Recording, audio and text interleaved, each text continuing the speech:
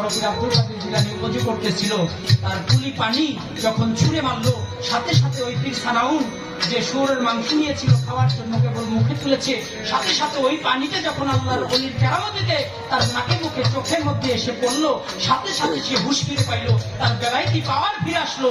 সে বুঝতে পারলো যে হায় হায় আমি কি করতেছি, কেন করতেছি। সে সাথে সাথে তওবা করে আবার বড় পীর আব্দুল কাদের জিলানীর পায়ে ভক্তি দিয়ে বলল, হুজুর আপনার সাথে বেয়াদবির কারণে আমি বেলায় পাওয়ার হারা হয়ে গিয়েছিলাম, এর জন্য আমি ধ্বংসের পথে পতিত হতেছিলাম। দয়া করে আপনি আমাকে রক্ষা করেছেন, জন্য আপনার কদমে লাখো কোটি ভক্তি শ্রদ্ধা জানাই। আসলেই প্রকৃত পক্ষে আপনি বড়। এই ছিল ঘটনা। আমি একেবারে না বললেই নাই, বলার জন্য চেষ্টা করলাম। প্রশ্ন করেছি, আর কোনো কথা নাই। এখানে একটি কথা আমার মনে পড়ে গেল।